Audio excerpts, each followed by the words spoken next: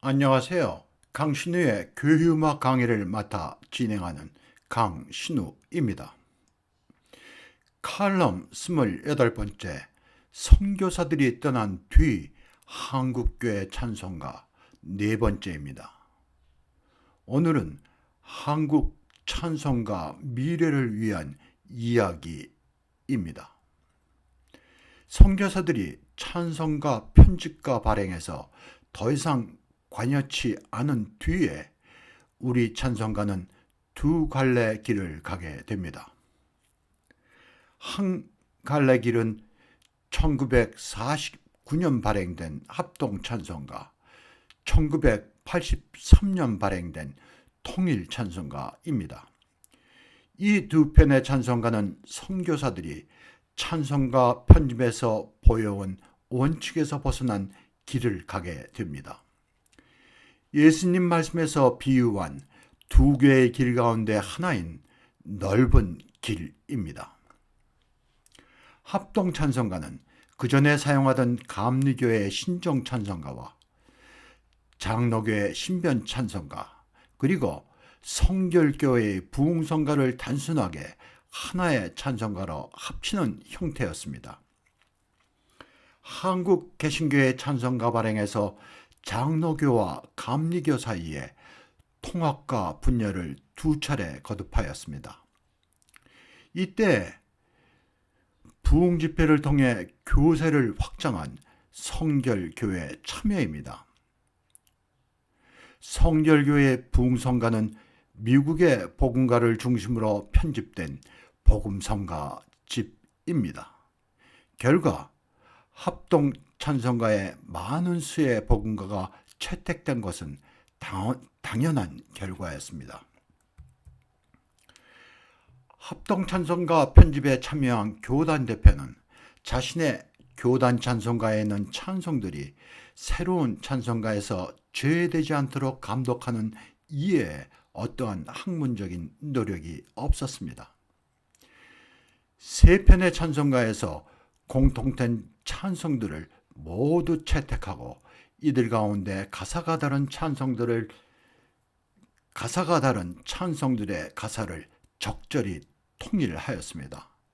한편 각 찬송가에 특색 있는 찬송들을 모두 채택하였습니다. 합동 찬송가는 전에 사용하던 세 편의 찬송가를 단지 하나의 찬송가로 합본한 것입니다. 통일 찬송가는 여러 개신 교단의 대규모 야외 집회에서 사용하기에 편리한 하나로 된 찬송가로 편리함을 위한 필요에 의해 생겨난 찬송가입니다. 1970년 초기에 여러 교단이 연합하여 여의도 광장에서 대형 집회를 갖곤 하였습니다. 1973년 빌리 그레햄 전도대회를 절정으로 여의도에서의 집회는 절정을 이룹니다.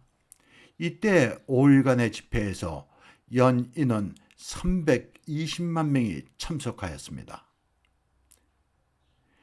이들 야외 집회에서 교단과의 찬송가들이 달라 불편을 겪는 등 어려움이 있어 찬송가 통일에 대한 의견이 대세를 이끌게 됩니다. 그때 순복음교회와 침례교회는 합동 찬송가를, 보스파 장로교회는 새 찬송가, 그리고 그 외의 장로교와 감리교, 성결교회는 개편 찬송가를 사용하였습니다. 이들 교단들은 각 교단의 성향에 맞는 찬송가를 사용하고 있었습니다. 통일 찬송가에서는 전에 사용하던 찬송가들에서 많은 찬송들이 탈락하였는데 제외된 많은 수의 찬송은 표준 찬송들입니다. 오순절교회가 부흥운동과 함께 대형교회로 성장한데 자극을 받은 기성교회들은 본격적으로 수적 경쟁에 나서면서 예배의 내용이나 찬송가의 발전은 뒷전으로 밀려나 기성교회의 관심밖에 있게 됩니다. 이전의 교단의 의견을 이끌던 학자풍의 지도자들을 대신해 부흥운동을 통해 대형교회로 성장시킨 지도자들이 교단의 새로운 리더로 나서면서 교파를 초월한 부흥운동은 주류를 이루게 된 것입니다. 통일 찬송가 편찬 원칙 가운데 교인들이 좋아하고 자주 부르는 찬송, 다시 말해 애창하는 찬송을 중심으로 한다는 것입니다. 그 결과 많은 표준 찬송들이 제외되고 복음가들이 더 많이 남아있게 되었습니다. 한국의 거의 모든 교회가 교회 부흥과 성장에 열심을 보인 결과물이기도 합니다. 나는 통일찬송가가 발행되기 전에 그 결과를 어느 정도 예견하기도 하였습니다.